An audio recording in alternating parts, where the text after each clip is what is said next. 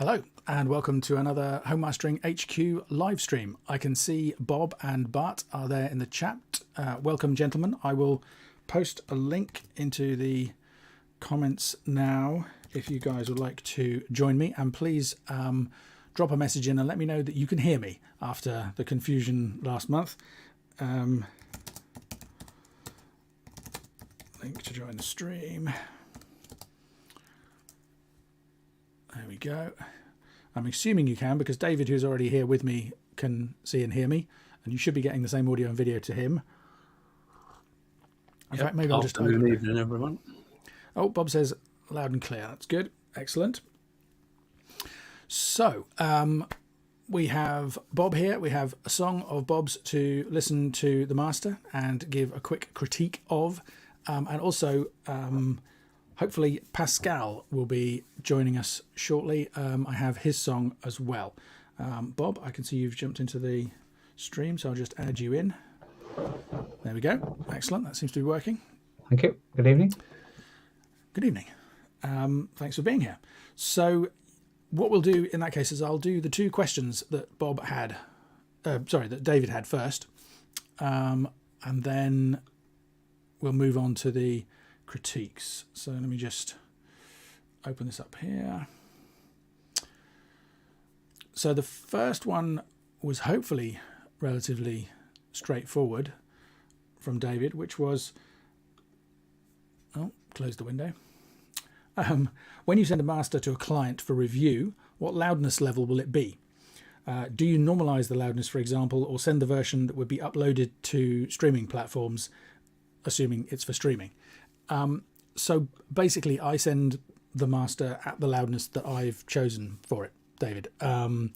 It's what I would say is that these days I always ask people. I say it'd be something along the lines of, here's the master, blah blah blah. Please, could you, as well as listening to the raw loudness of this file, preview it using the loudness penalty website against any references that you may have, because I'm quite aware that the loudness that I'm mastering to these days is probably 3 or 4 dBs shy of what a lot of the reference material they have is mastered at.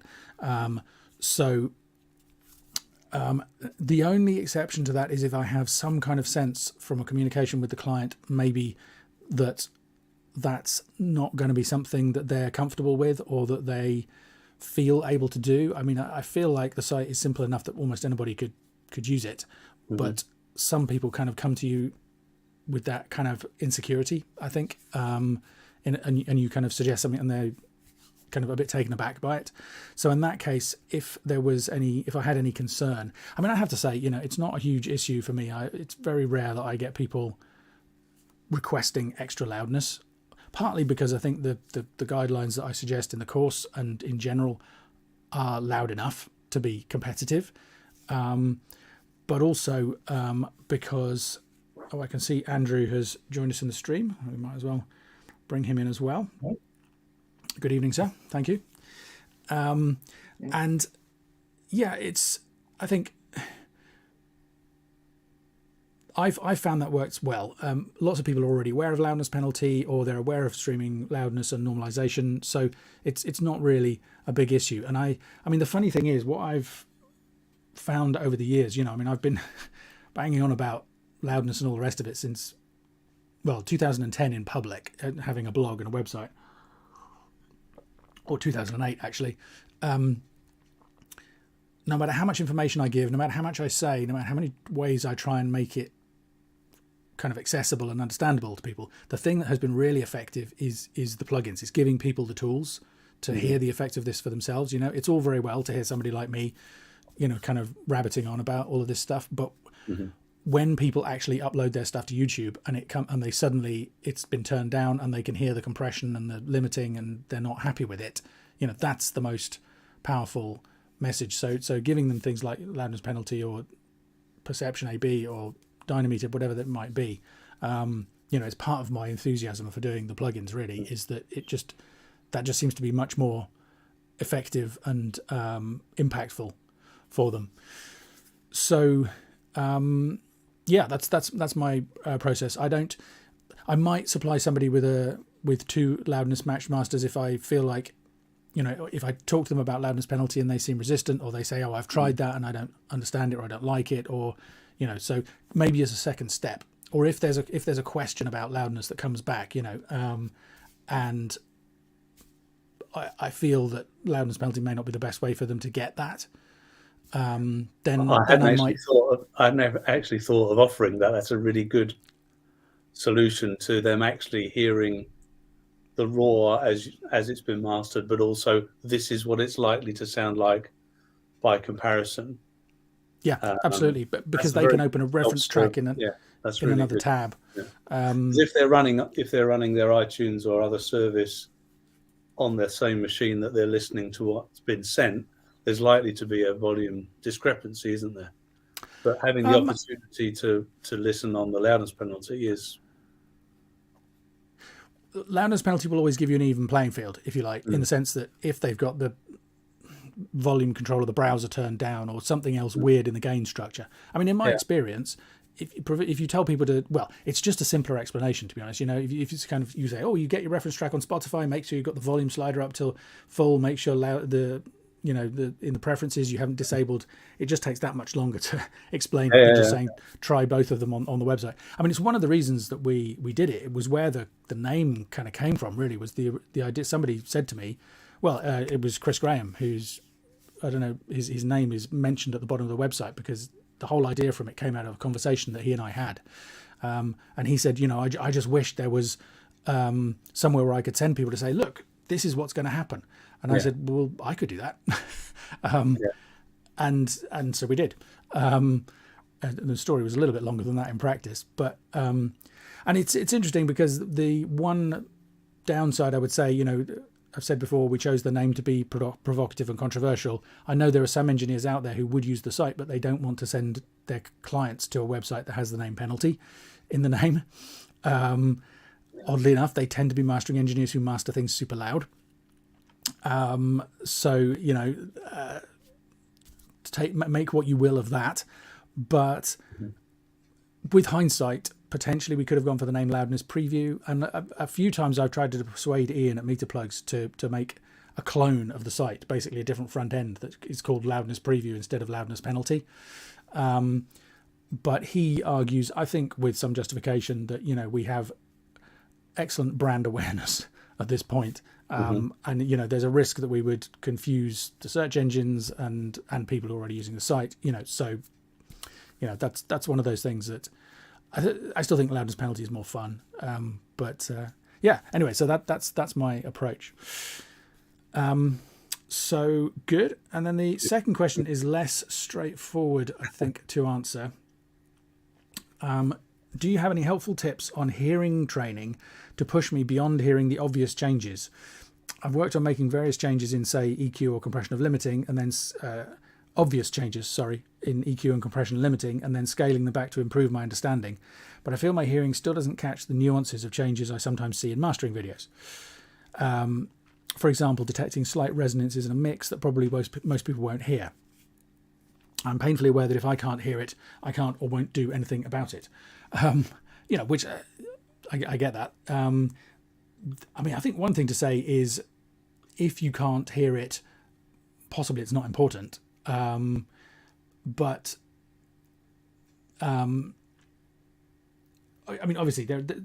slurp of coffee. There are basically three things that could be getting in the way of you hearing a change. Four things. Nobody expects the Spanish Inquisition. There's Bob got that joke. It could be the monitors. It could be just that the monitoring that you've got is not revealing enough. It could be that your monitoring environment, that your room is muddling things up enough that it masks the changes, even if the monitors are capable. It could be that you genuinely can't hear them or are not hearing them. I'm going to come back to that. I think there's a big distinction between being able to hear something and just not hearing it. But the fourth thing that I thought of is that it is possible that you're watching a mastering video where the changes are really absurdly subtle. And I include some of my own in that. So we'll come to that one last. So monitoring, I mean, you need monitoring that is good enough one way or another, and it's very hard to know. You can't even really point at. You could say PMC, ATC, the real top end of the Bowers and Wilkins range, high-end Focal, Key 3s, but these are all speakers that cost thousands of pounds, dollars, if not more.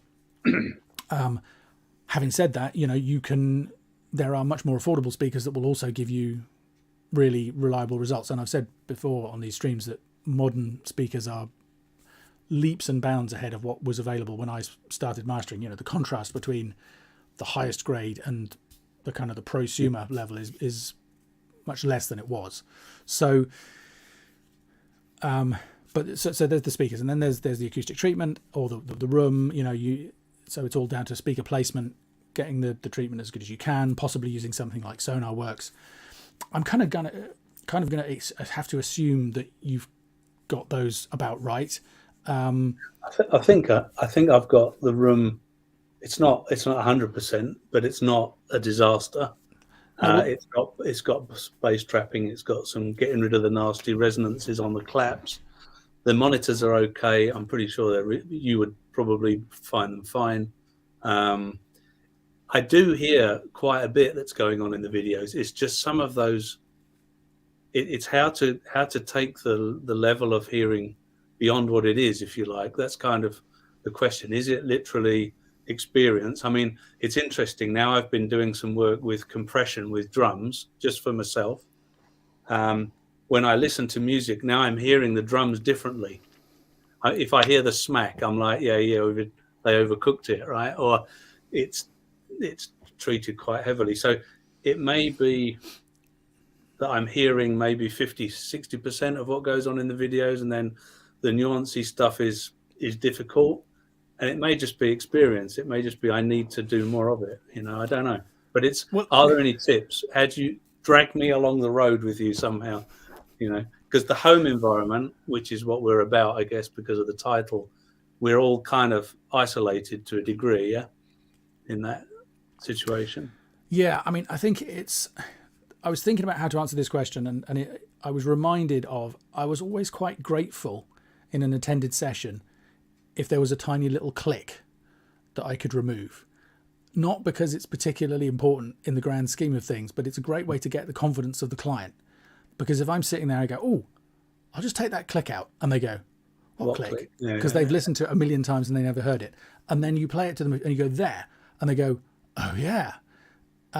It's a great kind of proof that you're hearing stuff.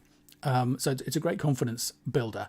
But the weird thing is, and what I was leading into that, is that I think most people can hear most things once they've had it highlighted to them, So it's not that the client couldn't hear the click, it's just that they hadn't noticed it. And as soon as you point it out, suddenly they can hear it, just like I can. So I suspect it is, a large part of it is the kind of the layers of the onion. Mastering takes a different mindset. And so one thing is just the fixed monitoring level. Always having your monitors set and then adjusting what you're listening to so that it sounds right at that level so that you hear everything. What happens over time is the more you listen in that way, the more you subconsciously absorb the way things are meant to sound on your system in terms of stuff that you think sounds good. And then you start to notice things that deviate from it. So that's one thing. Another thing I would say is make sure you're listening loud enough. I don't think it's anything I've ever said explicitly, and actually maybe I should do a little YouTube video or something on it. I've noticed it wasn't kind of a plan, but I've noticed in myself that when I'm mastering, I'll have the monitor level right up. So, as loud as it's comfortable to be for long periods of time. And so I'll bring the track level up, do the EQ, do the compression, or do them both simultaneously, whatever it's going to be. And then almost immediately I'll dim it and start. I mean, A, I'll just listen more quietly, but B, I will be flicking between other songs, and I'll quite often then tweak the relative loudness based on the way it feels at the dimmed level. And then I'll turn the dim off and bring it back up and listen again to the EQ and fine tune it. My point being that in terms of the EQ, it's very important for me that it needs to be loud enough. You can hear kind of really broad brushstrokes, like is it too dull, is it too bright at low level, but things like a honky little resonance at 500 hertz or whatever is very dependent for me on it being at the right mastering level. And part of that, I think, is just to do with the fact that the goal of having that monitoring level up there at sort of the 80 to 85 dB SPL kind of region is that's where the response of our ears is most flat. So that's where it's most reliable. And the funny thing is, I mean, this is a bit off topic, but I remember when I was 11 or 12 listening, my dad was a hi-fi buff, but he had a stereo that he was proud of. And Sebastian's here. We'll bring him in as well. Proud of. There we go. Hello there. Sebastian, good evening. Bring him in as well. If you don't mind sticking some headphones on or muting the YouTube stream. Hello there. Oh, I'll mute sorry you for that. temporarily. That's okay. I remember with him just wanting to get the volume level up to a certain point, and my mum would be, why does it have to be that loud? And I was like, that's where it sounds right. And I think that was an aspect of the same thing, just being able to bring, just get the music up into the sweet spot, so that it sounded good enough. So I think those two things kind of sound fairly trivial, but over time, I think they're really important.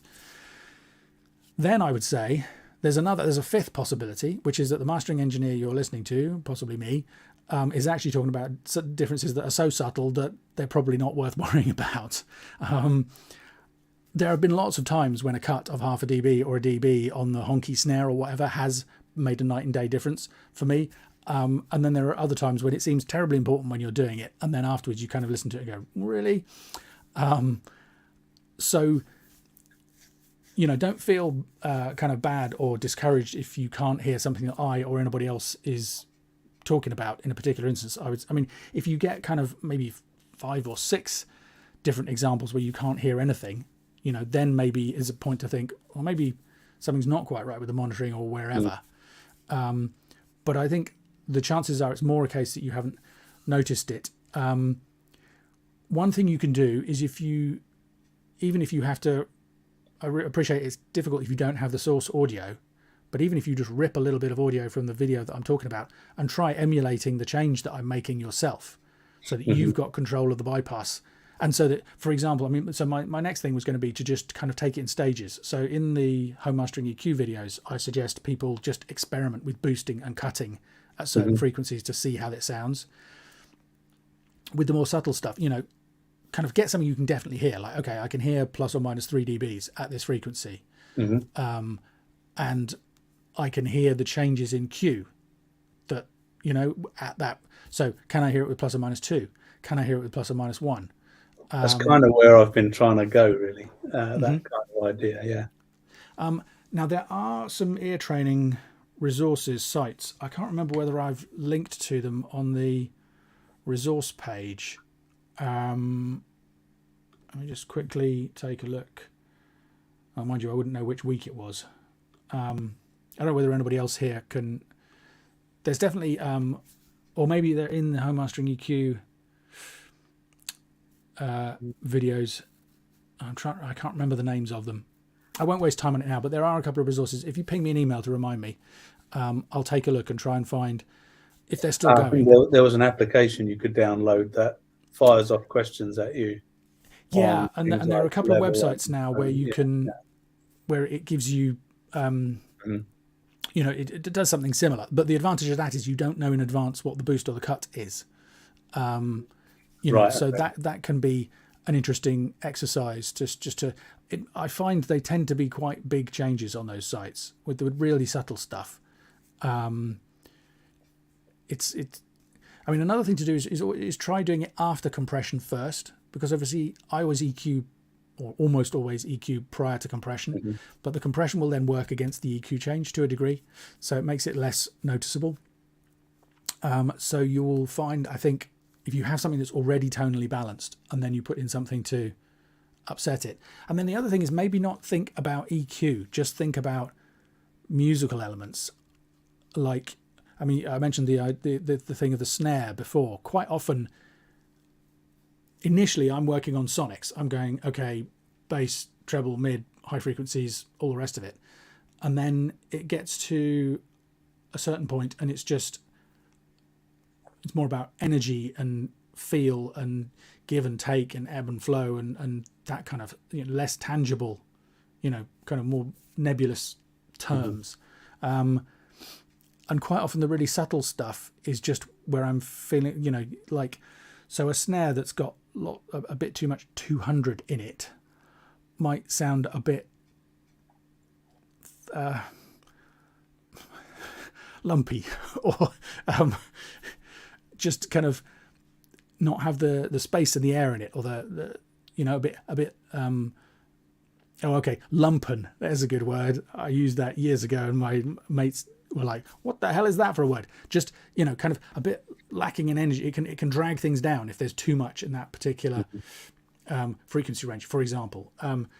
So I do think over time there's, you build up a kind of library of, because it happens to me, right? You're working on a song, you've done the best you can, and it's not quite right. And you go round and round circles and you lose wood for the trees, and you go off and you come back to it the following day. And if you're lucky, you go, oh, it was that. And if you're unlucky, you spend another few hours going around the houses with it. It's, but when you finally nail it, and if you persevere, you've got to be careful, because there are some things that are just not fixable. At the end of the day, we're at the mercy of the mix, and there is a limit to what you can do in mastering. So at some point, one of the skills of mastering in general, as you get more experienced, is not necessarily that you get better results. You just get faster. It just gets easier. It becomes more instinctive, unless it's kind of like learning to drive. It's not like you're necessarily a really bad driver once you've mastered the basics. But once you've been driving for 10 years, you brake before you know that you've seen the red light ahead of you and all that kind of stuff. I think the same thing is true of mastering. So I think over time you kind of build up this kind of wealth of experience. So is any of that helpful? Yeah, it makes sense. The level is good. I think I'm on the right path. I think there's practice and experience that is probably what you need to drag me down the street with, probably. Ian, I'd just like to reinforce that. I did the course 5 years ago now, and I remember when I first watched the videos, I'm thinking, I can't hear what he's talking about here, and now I can hear all these subtleties, and that's just come down to just practice and practice, mastering as many tracks as I can, mixing as many tracks as I can. And I think I did try the ear training route where you had to identify specific frequencies, but I found it far more valuable to play with the EQ and see what that EQ, what effect it would have on different instruments, like the bass guitar or the snare drum and the kick and things like that. And I found that to be particularly helpful. But I think a lot of it just boils down to experience and what you've just been saying, Ian. Yeah, cool. Thank you, Bob. Exactly. I use this just in between this app called QuizTones. Maybe it's helpful. It's pretty fun. Yeah. But watch out, because when I first time used the QuizTones, I used the AirPods with it. So when there was like question about 16,000, I just couldn't guess, and I thought there was something with my hearing. But after a while, I find out I had to buy more expensive headphones.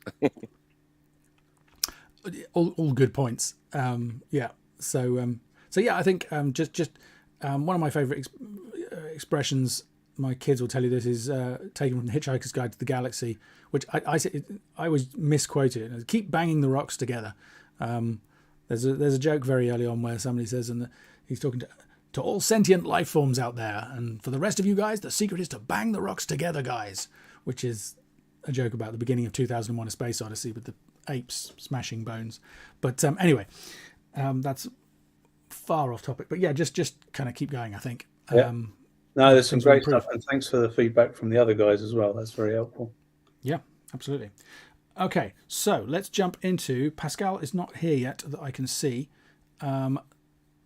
Pascal, if you are watching on YouTube, the link is in the comments if you'd like to join us on the stream, or if not, we will be able to see your comments if you want to leave any.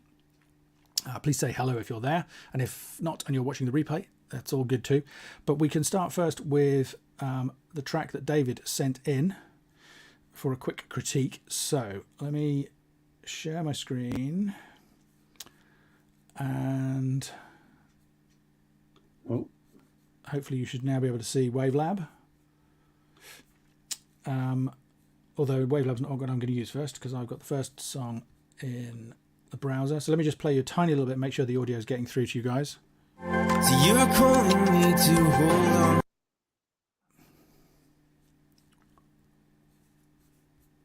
Oh, I can't hear you. You've all muted yourselves. I'll just... Where's the window? Somebody give me a thumbs up. Excellent. Okay, that's working. Okay, so I'm going to... Now, in theory, the mic should now duck when I bring the monitoring level up. So if... but I'll keep these in for a second. So unmute and tell me if it sounds unexpectedly dreadful. But I'm just going to start listening to some of this song. To your truth. You're inviting me to see the world like you do.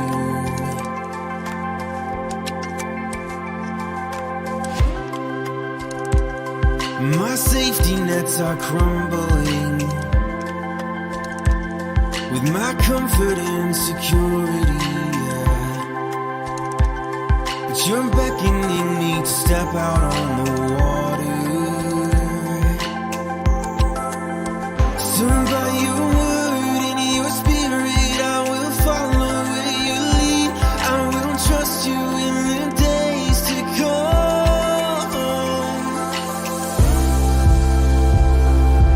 You have called me out into the light, so I have left the old life behind. The only place that I am truly free is going where you're calling me, yeah. Into new normal, yeah. Fear has had its hold on me, but I have a new identity, 'cause you have conquered everything. You've given your authority to me, so I will live like a child of the King.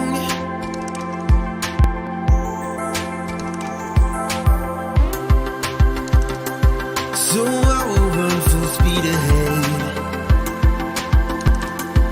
to everything that you have planned for me, 'cause what you have in store is beyond my wildest dreams. Ooh. So by your word and your spirit, I will follow where you lead. I will trust you in the days to come, yeah. 'Cause you have called me out into the light, so I have left the old life behind. The only place that I am truly free is going where you're calling me, yeah. Into new normal, yeah.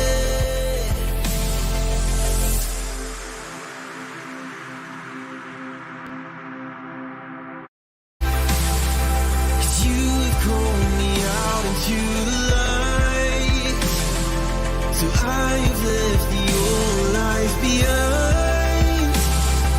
The only place that I am truly free is going where you're calling me, yeah. Into new normal, yeah.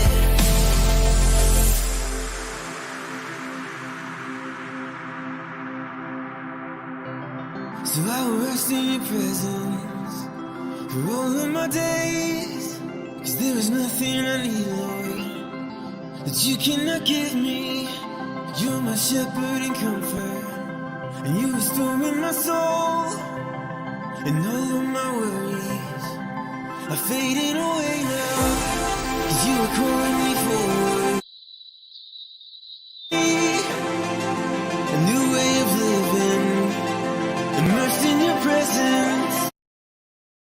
I'll just check. Can you guys hear all the EQ changes I'm making, right? Yep, thumbs up. Good. Yeah, so that's sounding good to me, David. It's a little bit on the hot side for my taste. You see I've knocked it back by 2 dB there. There's a big warm resonance in the bass that I like. It's nice. It's part of the sound of the song, and it works emotionally, but I think it's a little bit too much for me. So I've just pulled that back by 2.5 dB. Now that's not perfect, that reduction, because it sounds to me like that frequency is actually pushing against your dynamics. So when I reduce it outside after all of that, there are some points where then you end up with not enough of it, because when it's really pushing forwards and is kind of a big part of the sound, then the balance is about right. And then when it drops out again and the dynamics are not working against it, it doesn't quite sound as balanced. But I think that's worth thinking about. The thing that I was going to do there, I was debating with myself whether to try and put a de-esser on. I don't want to overload the CPU of my poor humble Mac Pro while I'm on a live stream.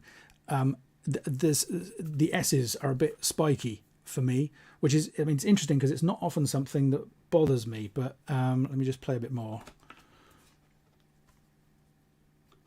The only place that I am truly free is going where you're calling me, yeah. Into new normal, yeah.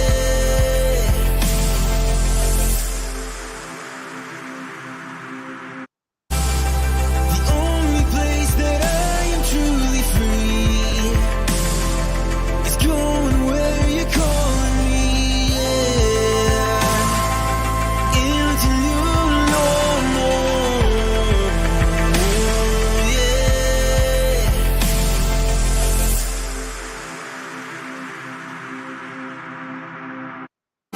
To a new destiny, yeah.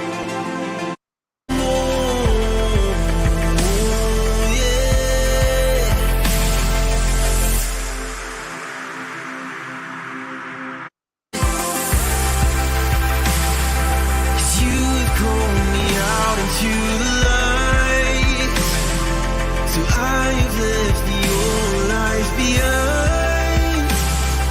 The only place that I am truly free is going where you're calling me, yeah.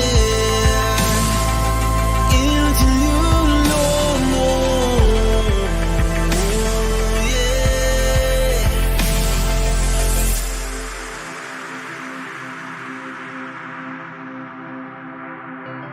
So I will rest in your spirit. I will follow where you lead. I will trust you in the days to come, yeah. 'Cause you have called me out into the light, so I have left the old life behind. The only place that I am truly free is going where you're calling me, yeah. Into new normal, yeah.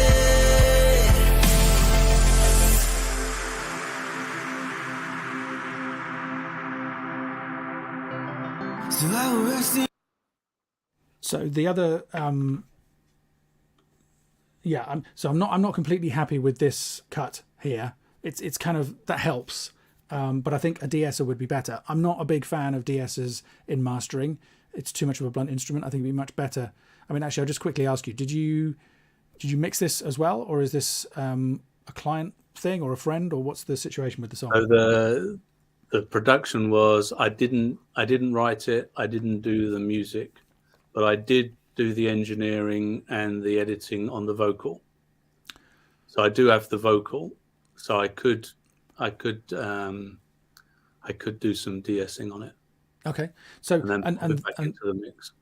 yeah, I didn't do the final mix. Was more of a collaborative effort. So I was involved in it, but it wasn't exclusively me. Okay. I mean, I think it sounds good. I mean, I don't know how those changes sound to you. So you saw me muddling around there. I'm on a MacBook Pro at the moment, so I want to listen to it back on the monitors probably tomorrow. Yeah, absolutely.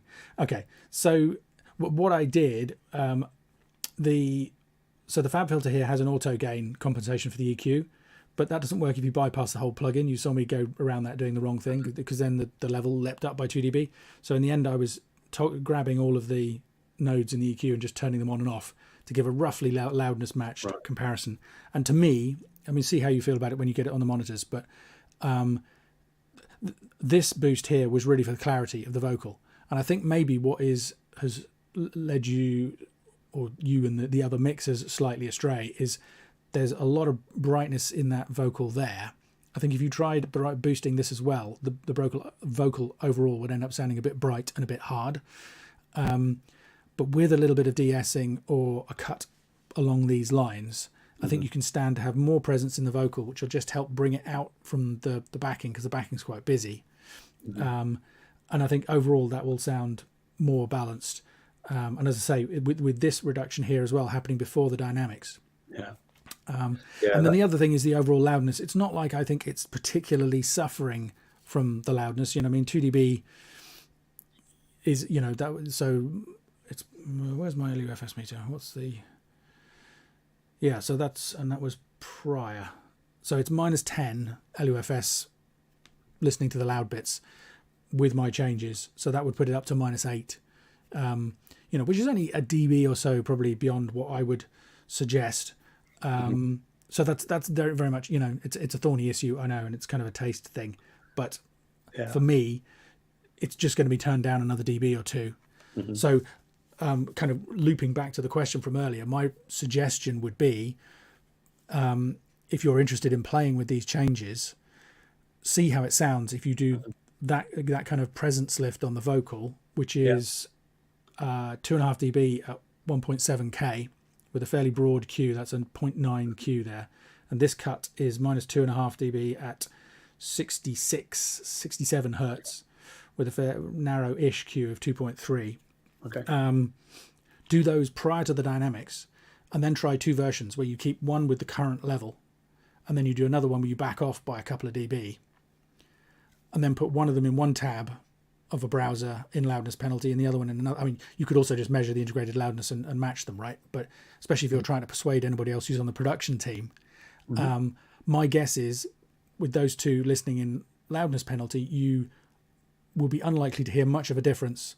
And if you do hear a difference, I think probably you'll find there's a little bit more light and space in the one that's been pulled back slightly. On the other hand, they might like the density. You know, I mean, it's clearly a kind of a real pop production, and that kind of super dense sound is very much in fashion at the moment. Yeah, and it so was that wrestling with that bass in the refrain, where it all gets much louder, and trying to preserve a sense of dynamics across the refrains and the verses was probably one of the biggest challenges for me. I didn't want it to lose its impact, and I think maybe that little bass tweak will maybe help that work better.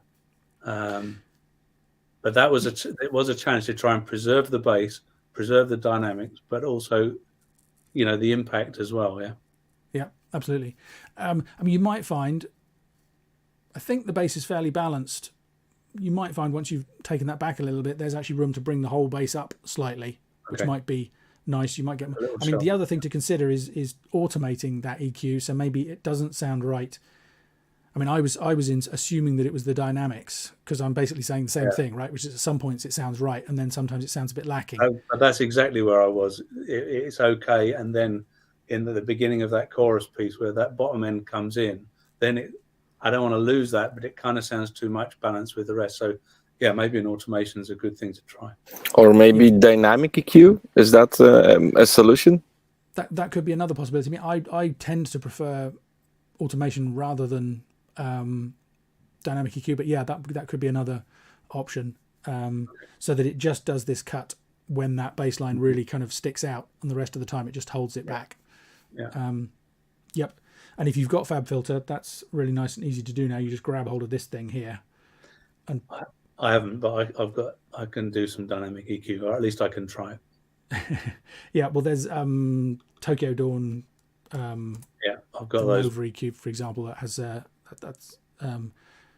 has quite a nice dynamic EQ in it. So that's basically my feedback on that. Thank you very much. You're welcome. Good luck. Let us know how you get on. It'd be fun to hear a future iteration of it if you feel so inclined. So good. I will now pause this. Let me jump back to the comments and see whether there are no messages from Pascal. Bart says, I tried out this track, cut 76 hertz and boosted 100 hertz a bit. Any thoughts? The 100 hertz didn't leap out at me, Bart. Just listening to that section there. But these are very much a kind of a quick listen rather than a full master. So I'm not saying that would be wrong. And yeah, 76, where did mine was 67, was it? So same kind of ballpark. There's often different ways to. I think the key is maybe doing it before the dynamics processing, because here it's after everything else that's happened.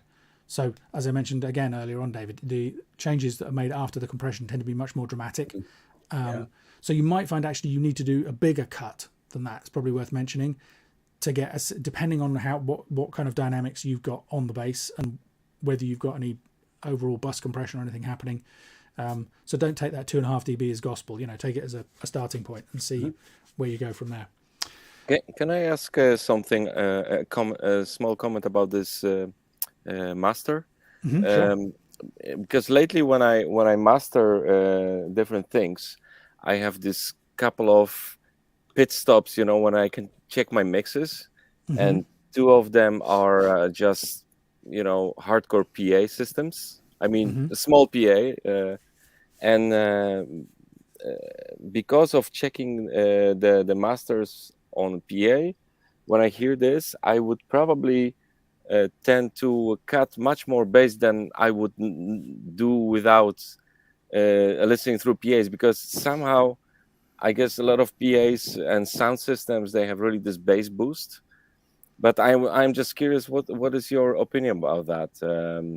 Do you bother if you master about different systems like that? Oh, okay. Only because you can't. There's just so much. I mean, the same thing would apply if somebody was listening on a pair of these versus on a pair of Beats headphones. You're absolutely I mean, lots of clubs, lots of cars have enormous bass bins. That and those things will resonate at a particular frequency, even when that frequency isn't there in the track. Even if you set them neutral, right? They get like this huge bumps. Yeah, absolutely. The car is where I go after I've done it on my phones and my monitors and my hi-fi.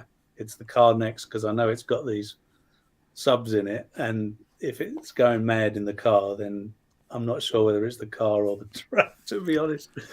If it's not going mad in the car, I'm kind of more comfortable. I mean, the system in my car is so bad, I don't pay any attention to it.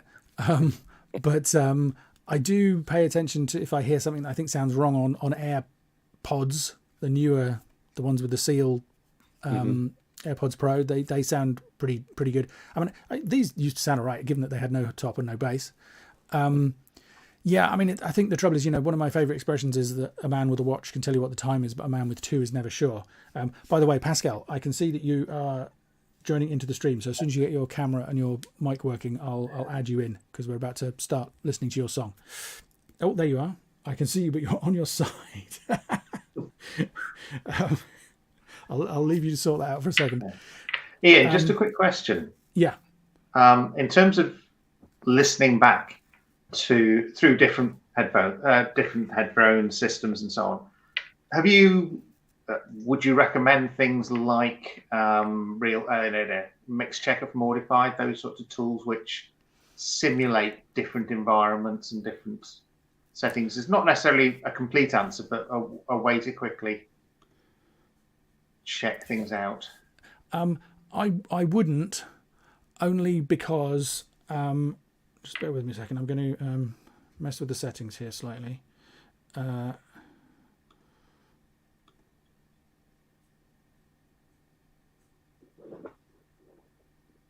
fine.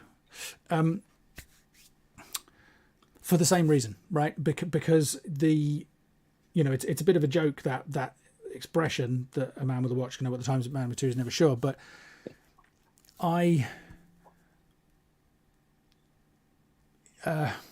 it's, especially if you're mixing and mastering on the same system, it's obviously very hard to disentangle the two. So I think getting another perspective of some kind, be it from headphones or another system that you know really well, at that point is valuable.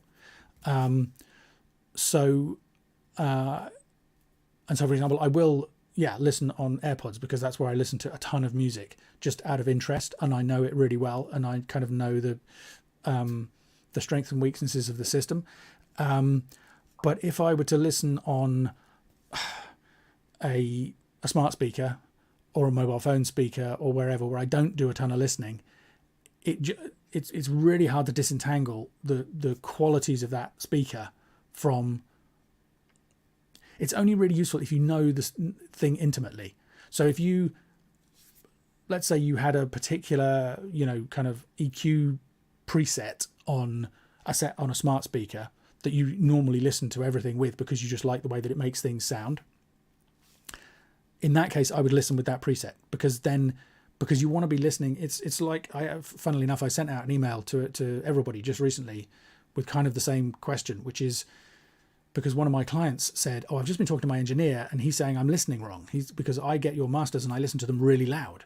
And he says, "No, you shouldn't do that, because they're not necessarily designed to be listened to in that way." And that wasn't quite what I meant from the engineer, but I do agree.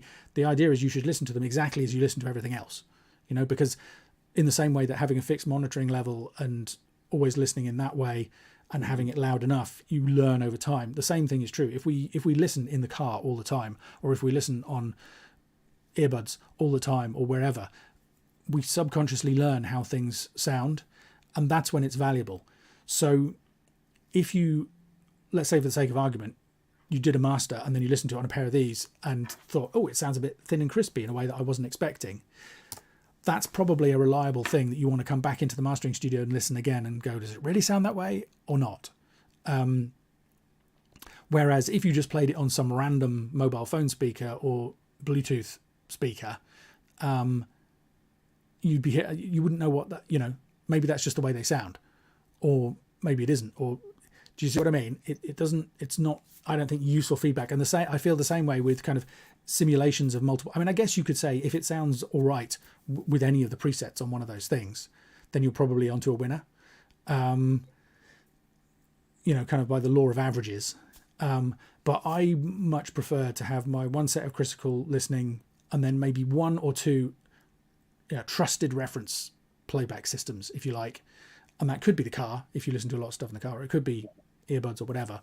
But yeah, I don't think, I feel the same about, you know, the Slate headphones that emulate multiple speaker systems and the Waves NX and on all these kind of things. I just think they introduce more variables. They introduce more confusion, more watches to be not quite sure about the time on, if that makes sense. Yeah, no, absolutely. That's really useful. And yeah, you were following on. What was I saying? Did I finish my thought process before? Yeah, you've been talking about car speakers and things, haven't you? That's right. So, so I think it's probably time to move on to Pascal's song, since we're here. So, now, I sent you guys the SoundCloud link. I hate the sound of the audio codec on SoundCloud, so I asked Pascal to send me a lossless audio file, which he was kind enough to do, and here it is now. How loud is this?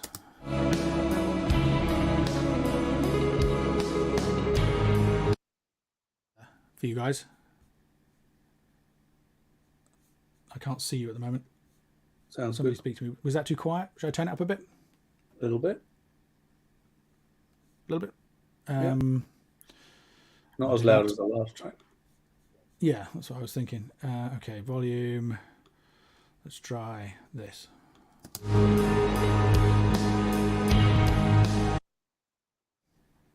Or is that okay?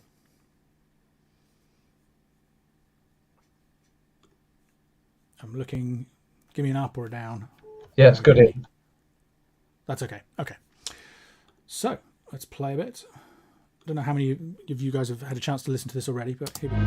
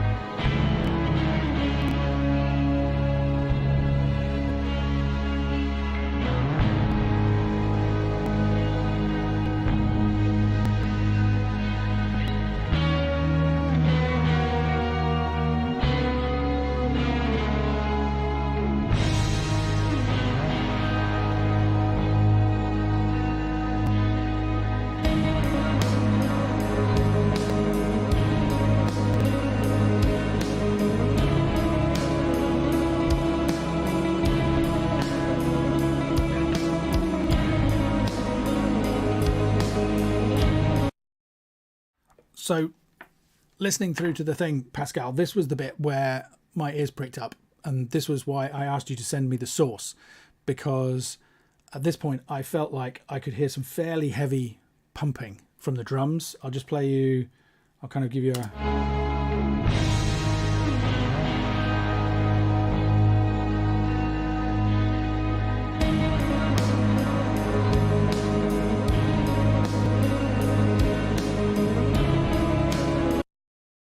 thing is, you know, looking at Dynameter, it's not like it's been super squashed.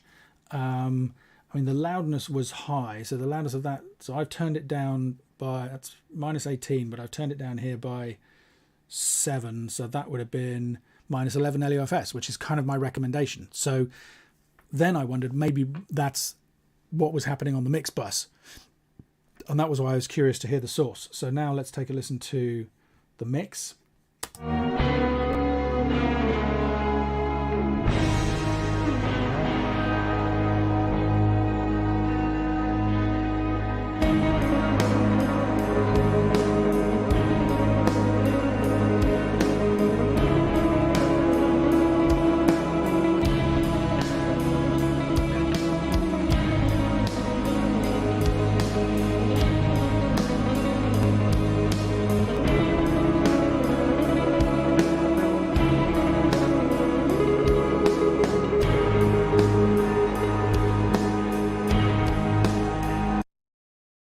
That answered my question, which is that I'm not hearing that same pumping in the source.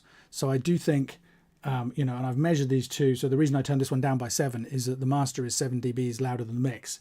The mix was peaking near 0 and the master is also peaking near 0. So you've got some kind of dynamics processing coming to achieve that level lift. And I think for me, it's too aggressive. So my suggestion would be, I mean, I certainly think the EQ you've got for the master is moving in the right direction for me. I don't think that EQ is quite perfect yet, but I certainly think that the mix benefits from kind of being opened out. I think one thing that I would suggest is probably to take some more of the weight, the low, I might experiment with that in a minute, a bit of the low frequency weight out of the kick drum and the snare in particular, so that those low frequencies aren't pushing into the dynamics processing so hard. I'm going to pause for a second at that thing and just ask you, since you're here, were you using, was that pure limiting or was that limiting and compression? What was the processing you had for the master? Oh, wait, I can't hear you. Let me... Oh, you're not muted. Is your mic working? Can anybody else hear Pascal? No? Not yet. Not yet. Have a look for the settings, Pascal. You guys might be able to tell him where it is on his screen because I have a different interface. I think it might be down here. There should be a...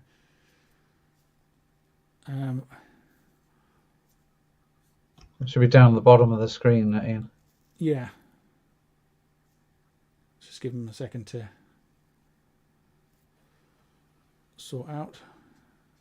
And sometimes in Safari it doesn't work, so I automatically open live streams in Chrome, then it's always or you working. can type comments into the chat if you prefer, Pascal. If you want to send us some kind of message.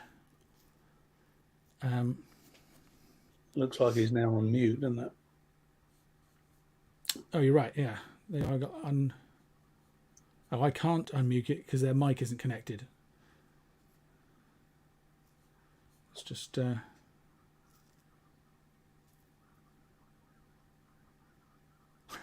Sorry, Pascal, putting you under. Okay, he's going to try with some headphones. Okay, well, while you're doing that, I'll mess around with some EQ. And I'm actually going to experiment with. Yeah, maybe if I reduce the level again, and I'll put a little bit of limiting on myself here and just see what happens. So let's quick and easy.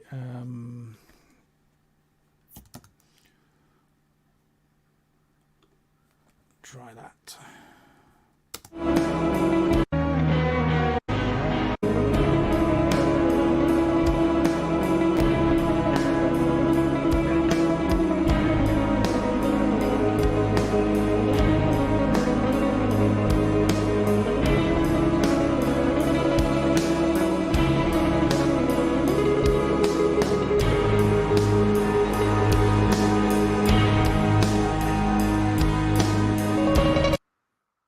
I won't do that because that's got the wrong default settings to start with. I'll do this instead.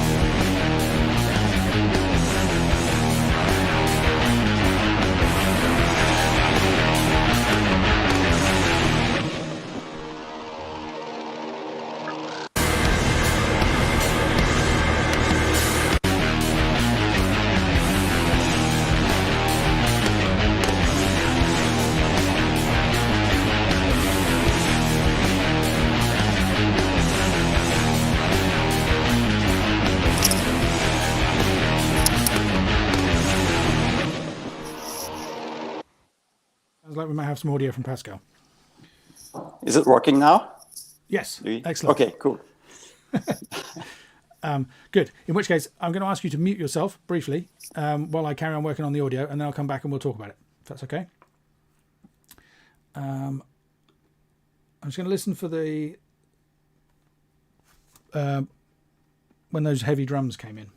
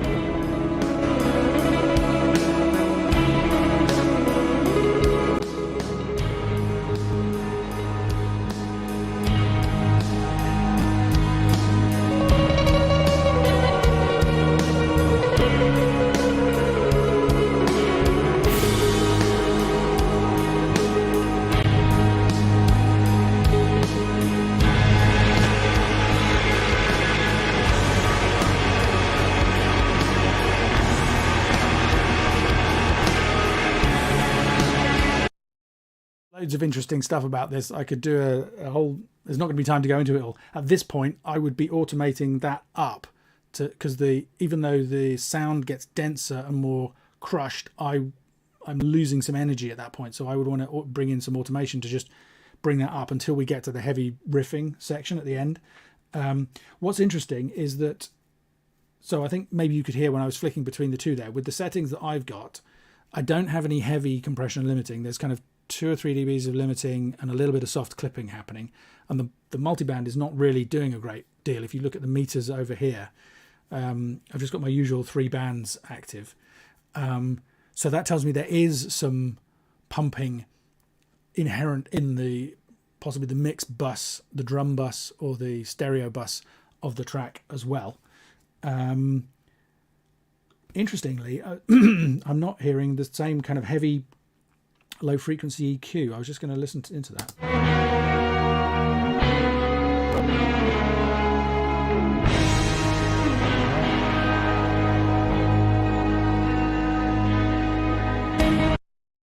The question, which is whether the fuzzy distortion in the guitars there was coming from the mix or the master, and the answer is the mix, which is fine. Little bit much for my taste, but it all depends what the intended the kind of the artistic intention is.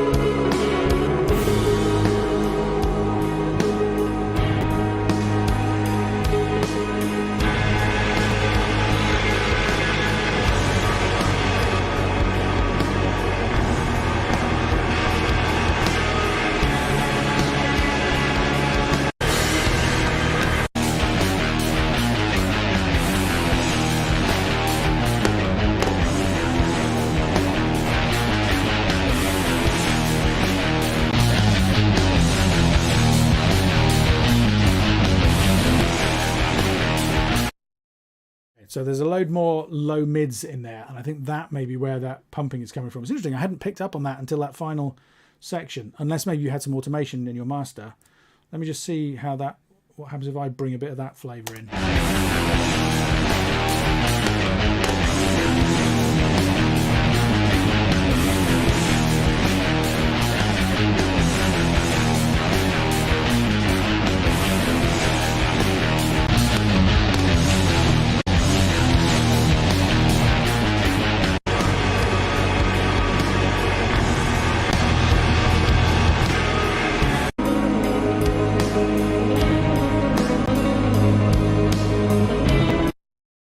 Now there's an example, right, of me I'm basically focusing on the kick drum and listening to the high end, and completely missed that enormous low mid bump. So it happens to all of us.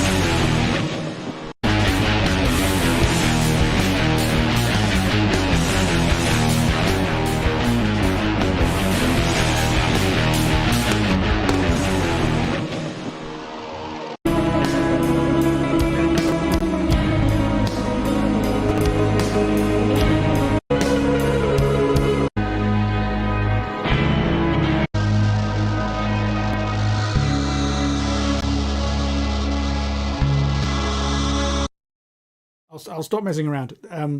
This is the kind of track that's really good fun to master because it's really challenging. There's so much to do. Pascal, is this something you recorded and mixed, or is this something that somebody's asked you to work on? No, it's something I did all by myself, recording, mixing, mastering. Right. Yeah. So I mean, it's hugely ambitious, right? To do, because it's kind of epic production, and it moves through all these different sections. I think the big takeaways for me is that I think your master was moving in the right direction in terms of brightening it up, but I would go further, flicking between the two. I think that you had a big extra boost down in the low mids, that kind of, where is the center of that? Sort of, 136 I've gone for, but that whole area, for me, I think it doesn't need that much. And I think that's why the drums are pumping more extremely in your master than in mine. I think if you go for less of a boost to begin with, you can end up with a similarly full, thick sound, or maybe not exactly the same, but I think probably you just kind of tipped a little bit too far in that frequency range for my taste. I don't know how you feel listening to me flick between those two there, how it sounds on your system. Definitely, it sounded good. I'm on a cheap system. I'm on an iPad right now, so I can't, make a real informed comment. But it seemed to sound really good. I don't remember boosting the low mids at the mastering, but maybe I did. I have to go back at my session and see. But could it be from the mix? Well, the thing is, so this EQ here is what I've got on the mix. So I just lifted the mix up to a kind of similar level to where your master was. It's going through this, the multiband, but, actually I hadn't looked at the meters. Let me just play a little bit here and see whether it was doing more by the time I'd finished.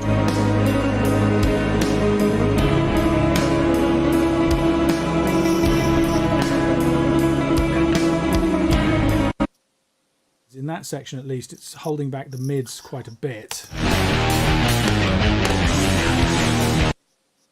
Fairly hard. I did push the level up right at the end just for the fun. If we take it back slightly. By the way, I don't know whether you were paying attention. I flicked back to the window and I could see everybody kind of head banging to it, which is the desired result.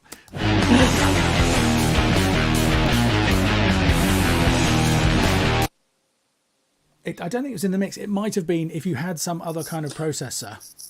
Yeah, it's possible. I don't recall exactly what I've used there, but it's possible that I've used some sort of EQ. Maybe I boosted the bass but used a broad EQ. Maybe I'm not sure. I don't recall. Might also be a low shelf, or maybe even you had scooped out some of the mids. And then brought the level up, because everything is relative. You can boost one way or you can cut another way.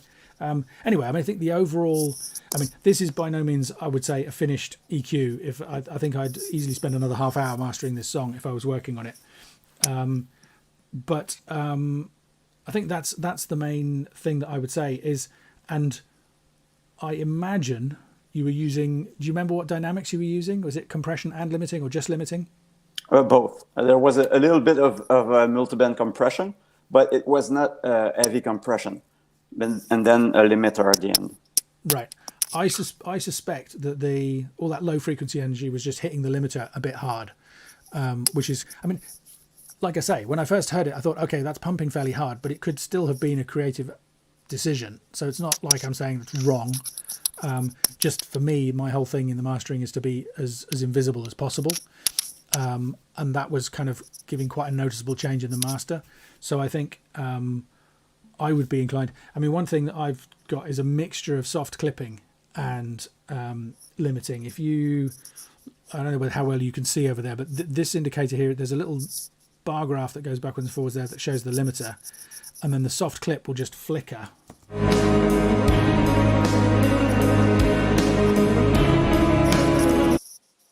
There, and the soft clipping is here, and it just that's not going to cause any. That'll give you a little bit of extra distortion on the kick and the snare when it hits those. Not a huge amount, but a little bit of kind of soft crunch. But means that the limiter doesn't have to do all the work. I don't actually, as an experiment, if I crank that gain back up and just switch the soft clipping in and out, I don't know whether we'll hear a difference.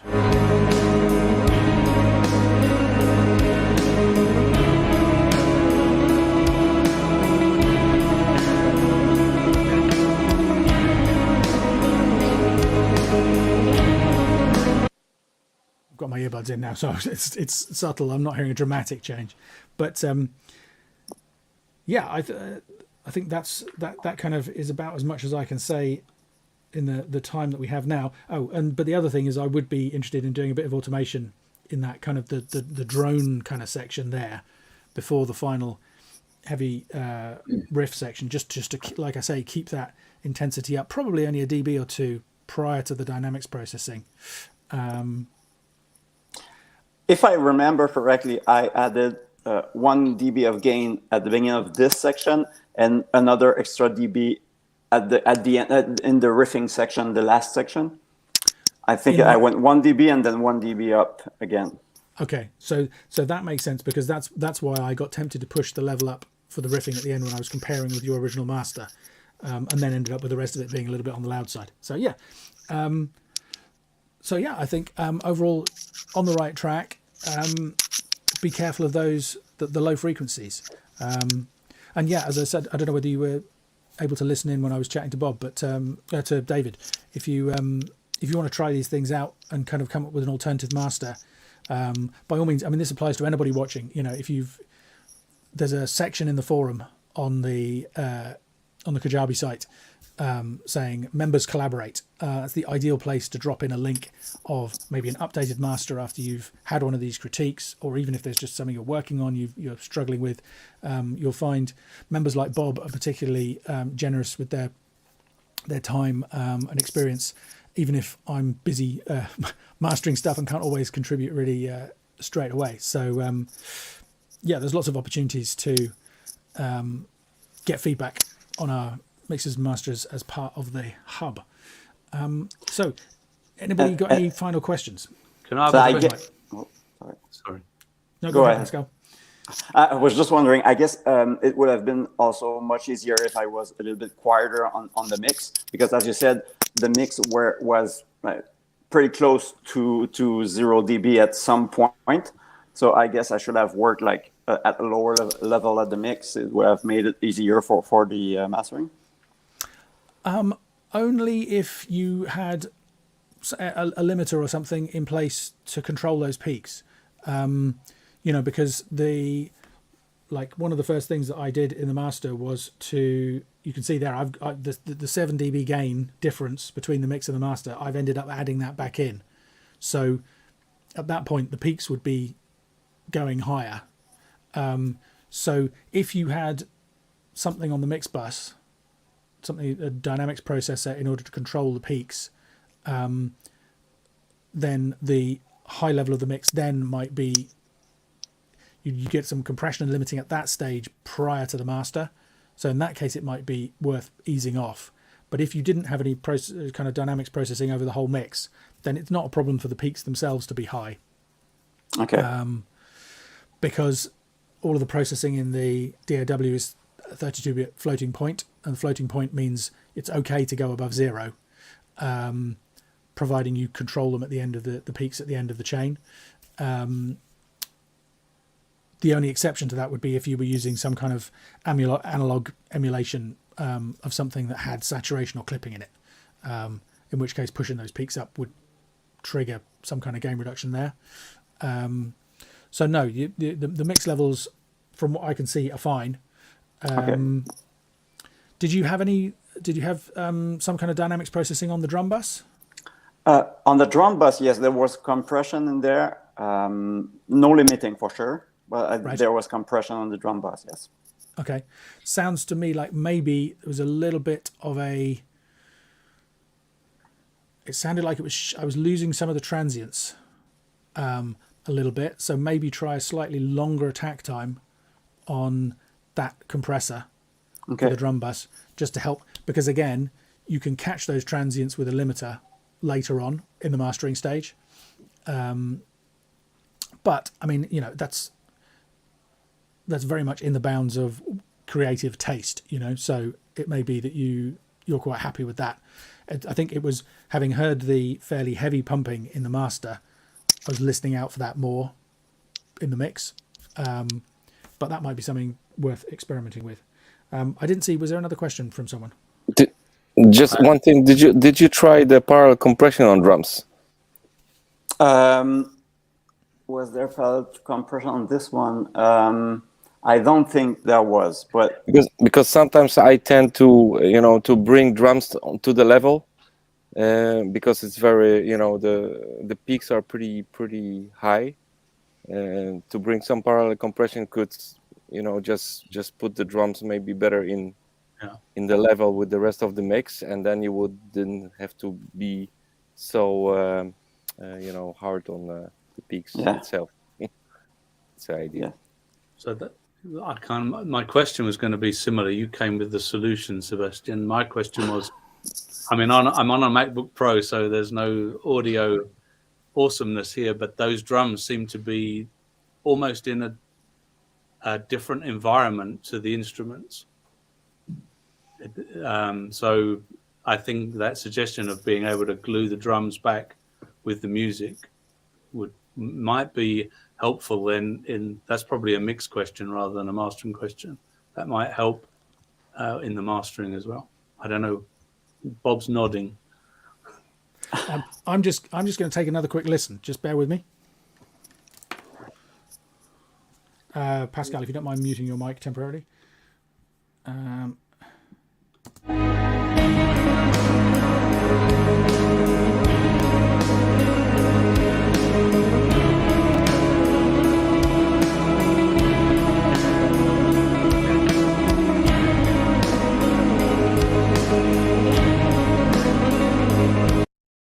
For me, it's the kick specifically seems to have a very long decay on it. I don't know whether there's any reverb on it, or whether that's just the sound of it as it was.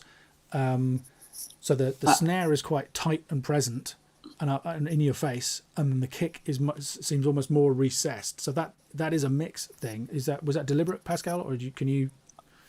Actually, I think that there was a little bit of reverb on the kick. Yes, I think. I'm not 100% sure, but I think so. Right. So maybe a little bit less, or maybe some different settings, or you know. But I kind of quite like. It gives it quite a nice kind of doomy quality. You know, I mean, the whole thing is kind of quite the drones and the whole, you know, has that kind of. Dark. I don't know. Yeah, definitely a dark atmospheric feel to the whole thing, and in some ways that kind of you know, I wouldn't want a super dry kind of Steven Wilson, super tight kick drum sound on that kind of track. So, yeah, I mean, you know, there you go. There's plenty of stuff to think about there, and yeah, I mean, congrats on recording all of that. So you played everything yourself as well, yeah? Yes, but actually, it's. The drums, for example, are played on an electronic drum kit with I was using addictive drums. Yes, I played everything. Yeah. Sorry, what were you using? Addictive drums. Oh, yeah, okay. Yeah, very cool. Well, we've been going nearly an hour and a half, so I think it's about time that I headed off to get some sleep. And Pascal, if you're over there in Europe, I'm sure you must be propping your eyes open. But actually, no, I'm in Canada. Oh, you're in Canada. Oh, well, okay. In that case, it's early days for you yet. It's like 6:20 p.m. right now. Okay. Oh, that's fine. I don't feel, but I know. Well, Seb, you're over in Europe, I think. I'm in Europe as well. Right. Yeah. So yes. Time for everybody to get some sleep. But thank you, everybody, for being here. I hope that was useful or interesting. And yeah, please send in. Oh, there's one comment I've got somewhere in the Oh, Bart says, really cool track, Pascal. Where can we find your music? Thank you. You can find it on Bandcamp or any streaming platform. What's the artist name? 18 Seconds. 18 Seconds. Yes, and that particular album will be out this coming Friday. Okay, great. I have a quick question, Pascal. Where did the name come from? Oh, it's a long story, but to make it short, You have 18 seconds. Yes, actually, one of my favorite band is Sigur Rós from Iceland, and they have a song that if you translate the title in English, it will be 18 seconds till sunrise. So that was my inspiration. Right. I just kept the 18-second part, but that's where it comes from. Nice. That's interesting, actually. Now you mentioned the Sigur Rós, I could definitely hear that kind of flavour in that song. You know, that kind of the big kind of dark textures and all the rest of it. So that's interesting. Cool. Well, fantastic. Thank you very much. Thank you for sending in the songs. Anybody watching this, if you have a song that you would like subjected to the quick critique, I need another cue, but we'll see. But I don't have one. Process. Then please send it in. Please keep the questions coming, because great questions make for great Q&As. And as always, thanks for listening. Thank you very much. My pleasure. Cheers, guys. Yeah, everybody. Thanks, Thank Ian. you. Cheers. Have a good night.